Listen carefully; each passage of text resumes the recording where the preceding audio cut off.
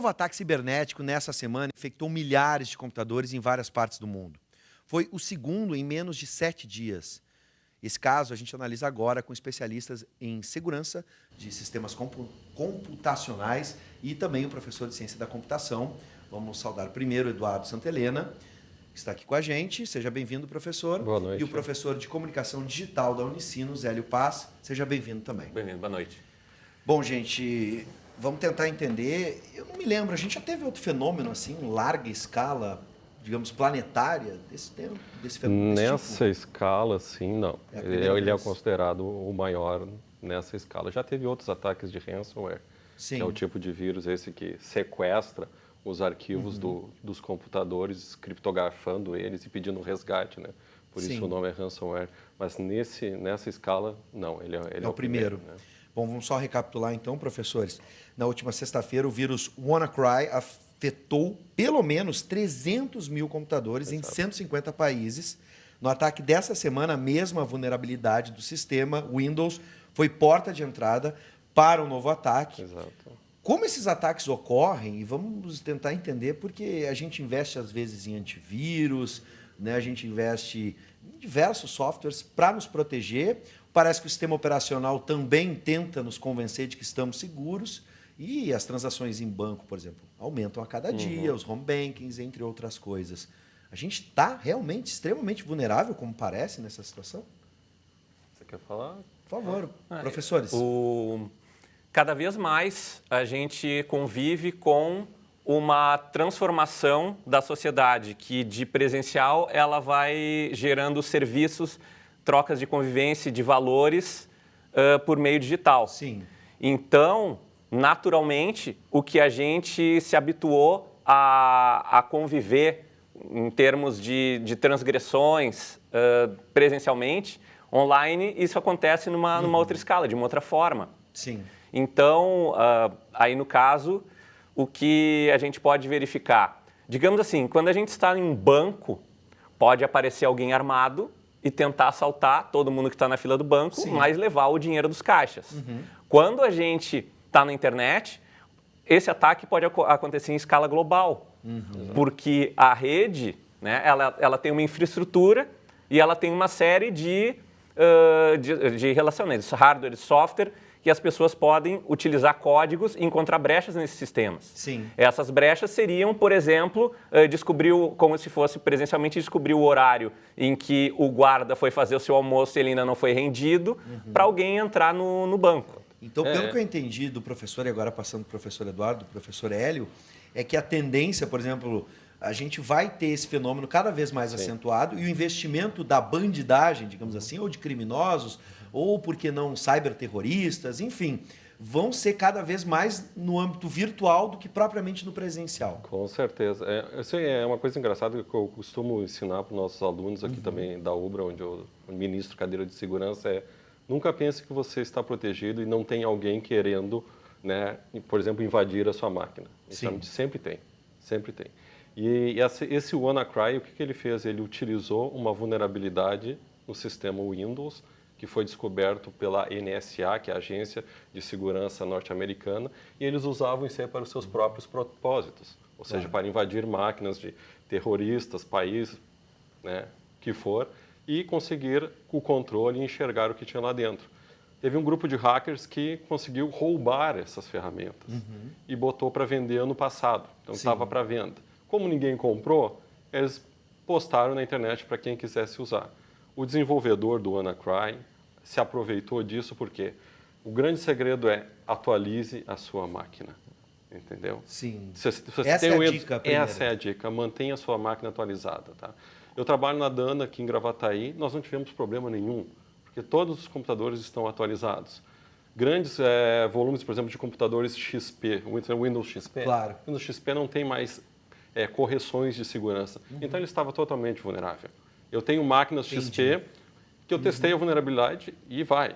Não tem problema nenhum, você consegue invadir e tomar conta da máquina. Então são duas dicas, né? A gente atualizar o software se for necessário, né? O próprio programa e o programa que a gente já tem manter constantemente atualizado. Constantemente atualizado. E aí eu fico pensando, às vezes as pessoas não querem atualizar o software porque tem um custo, a não ser que seja pirata, o que já é um crime, se a gente for parar e pensar. Mas também não quero, às vezes, baixar os pacotes de atualização. Ah, não, porque aí vai enchendo o meu HD. Exato. Não, o barato sai caro. O barato sai caro, exatamente. Até porque isso é uma coisa que a gente chama de vulnerabilidade zero day, que é aquela vulnerabilidade que alguém descobriu, certo? E ou não contactou ninguém e está utilizando isso para o seu próprio ganho, vamos botar assim. Bom, a gente tem outros fenômenos. Há pouco a gente teve um sequestro, né, de um cidadão que envolvia a relação com moedas virtuais, os bitcoins, coisas do tipo, né? É comum, já como o professor Hélio estava dizendo, essas transformações que a gente está vivendo a partir da tecnologia, né, ou potencializadas por ela. Moedas virtuais, bitcoins, me ajuda outro tipo aí, o o mais utilizado é o Bitcoin. É o Bitcoin, né? Tanto Mas que o tem próprio outros. WannaCry utiliza Bitcoin. Nós, aqui do grupo de hacker que a gente faz parte, que é o 318BR, Sim. né, a grupo de hackers éticos, é claro, tá? A gente criou um site na internet que é o howmuchwannacrypaidhacker.com, que mostra exatamente quanto que o desenvolvedor ou desenvolvedores do WannaCry já levou até agora.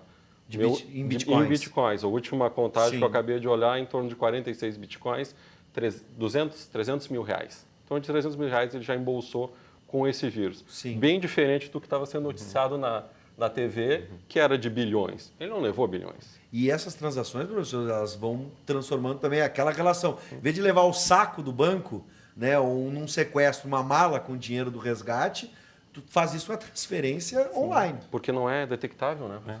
Até uma coisa, o Bitcoin, hoje, aconteceram tantas coisas no Brasil nos últimos tempos, né? Que a Bovespa caiu, o dólar passou de R$4 e o Bitcoin chegou a R$7.000.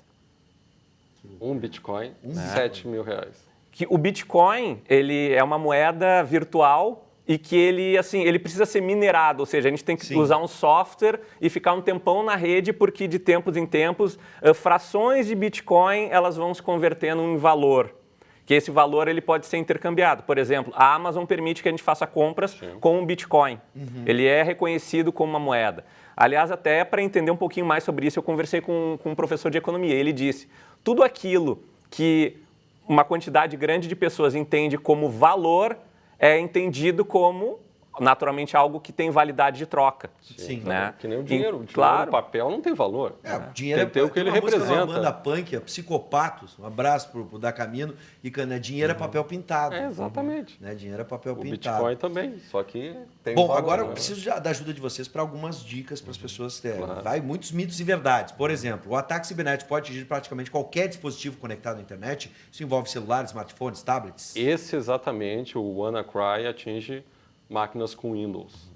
Tá. Somente máquinas com Windows. Não é aquela coisa do Exterminador do Futuro que vai pegar no meu aspirador de pó. Não, com certeza não. Porque ele realmente utiliza para se propagar uma vulnerabilidade do sistema Windows. Tá, eu peço só rapidamente, enquanto a gente vai dando as dicas, a gente vai colocar imagens já?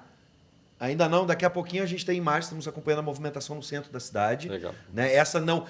Interessante isso. Esse aí deu quase tanto impacto. Mas aí é que tá, começou virtualmente, num chamado nas redes sociais, e agora já temos a manifestação, né, presente das pessoas. O mundo corre risco em entrar numa guerra cibernética, e de novo eu estou lembrando do Exterminador do Futuro, homem versus máquina. Eu acho que, por enquanto, ainda não existe um nível de inteligência artificial como se fosse, por exemplo, o HAL do 2001. Governos, essa aí já foi viagem minha, tá? É muita ficção científica, eu acredito que vocês gostem também. Mas nesse caso, se atribuiu o ataque à Coreia do Norte, por exemplo. Guerra de informação entre os países. Guerra de informação, sim. Espionagem cibernética, eu acredito que sim. Eu acredito que uma troca de interesses de, sei lá, grupos terroristas, ou interesses de governos, ou interesses de, enfim, N tipos de entidades, por dados, seria mais plausível hoje do que por dinheiro diretamente. Existe um filme, aquele O Duro de Matar 4, acho que é que eles programam a queima total. Isso é uma verdade. Isso aí eu participei de uma palestra, como assistindo uma palestra, onde pessoas do Exército falaram isso. eles se preocupam muito, eles têm lá o comando de guerra cibernética que se preocupa com isso. Porque você imagina, vocês vão querer invadir o Brasil, né? Não que eles queiram invadir o Brasil, né? Mas Sim. qual é a primeira coisa que quer fazer? Vamos lá, vamos destruir Itaipu. Sim, o sistema Né? de energia. O sistema de energia, Claro. para tudo. E não precisa de uma bomba, por exemplo, pode Não, desligar. pode desligar, Simplesmente puxar da exatamente. tomada. Bom, os serviços bancários, alguma dica? O pessoal que tem serviço bancário app tem que tomar cuidado? Novamente, eu acho que manter o sistema Sempre atualizado, com um né? bom antivírus também funcionando. Sistemas- Não clicar em qualquer coisa que vem por e-mail. Cuidado com os sites que vocês andam abrindo aí. Normalmente assim, ó, quando nenhum banco envia nenhuma informação por e-mail que exija que o usuário clique, então assim, ó, é mito, nunca nenhum banco vai enviar e-mail para clicar, clique aqui, altere sua senha ou confira seus dados. Não, nunca vai acontecer isso, né? O banco não vai fazer. Tá. E atualizar aplicativos, cada vez mais a gente usa dispositivos móveis ao invés do computador de mesa. Então, Sim. sempre que eu venho na loja virtual, seja quem usar o iOS, né, do iPhone, quem usar a loja do Android, enfim. O Linux, quando eles sistemas de graça, abertos, como o Linux, eles são mais frágeis ou não? Porque a gente falou do Aí é Windows. como uma religião. Eu uso Linux e uso Windows, uso Mac, o que tiver que usar, entendeu? O Windows, por exemplo, nesse ataque do WannaCry, não tem problema. Entendeu? Sim. Ele é um pouco mais robusto do que o Windows. Mas tem vulnerabilidades também. Uma outra orientação que a gente deixou passar, ou que seja importante nesse contexto que a gente está vivendo agora, para a gente finalizar, alguma coisa que vocês lembrem assim? Eu acredito, de novo, nessa página, acho que depois, se você puder colocar também para o pessoal Por favor, na página. vou pedir pro eu pessoal. mandei para eles ali. Tem também várias dicas de como se proteger Pode repetir o endereço, professor? howmuchwannacrypaytohacker.com. Tá. Tá. A gente Eu daqui a pouco o mandei para o vai pôr. pessoal ali. Tá. E ali também tem dicas, além de mostrar quanto que ele já ganhou, tem dicas de como se proteger de malwares como esse tipo de ransomware. Perfeito. Que é Vou o que pedir mais... o pessoal passar aqui para a gente, para colocar na tela. Mas vamos repetir. How much WannaCry pay the hacker. pay the hacker? How much WannaCry pay the hacker? Quanto o WannaCry deu de dinheiro para o hacker. Deu dinheiro para os hackers. Professor, alguma orientação? Eu acho que até na parte cultural, que eu sei que tu trabalha bastante, das pessoas entenderem o que é o mundo virtual, não dá para confundir as coisas. Tem gente vivendo mais na internet, vivendo a vida mais na internet do que fora. E isso leva a uma série de problemas. Eu vejo isso, por exemplo, na questão da sexualidade mesmo das pessoas. As pessoas hoje estão se relacionando muito mais por nudes na internet do que propriamente uma conversa. E até nessa questão financeira de tomar cuidado com os dados, né? As redes funcionam também como um lugar de colaboração.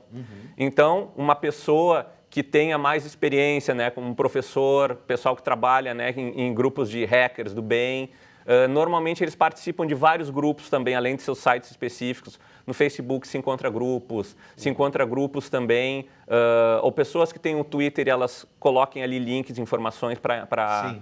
Então, sempre assim, essa rede de colaboração colaborativa. Né? E só para fechar um raciocínio aqui, você que recebe vídeos na internet ou fotos de nudes, coisas que as pessoas às vezes têm o celular furtado, e aí não é um hacker mesmo virtualmente, é o roubo mesmo, e as pessoas acabam compartilhando coisas absurdas e constrangem, colocam outras pessoas em uma situação muito delicada. Por favor, não faça isso. Seja colaborativo para transformar a internet num lugar pacífico, num lugar civilizado, e não numa selvageria como a gente vê de vez em quando. Mantenha-se atualizado. Mantenha-se atualizado, exatamente. E põe senha no Exato, no iPhone, no celular que ajuda. E senha não é 1, 2, 3, 4, 5, 6, né? Tá bom. Essa dica eu acho que todo mundo já sabe. Professor, muito obrigado. Obrigado, Eduardo uma boa Seja noite sempre bem-vindo. Professor Hélio Passo, também um prazer recebê-lo novamente. Obrigado, prazer. Espero encontrar numa outra oportunidade para a gente falar das coisas boas da web, não só das porcarias.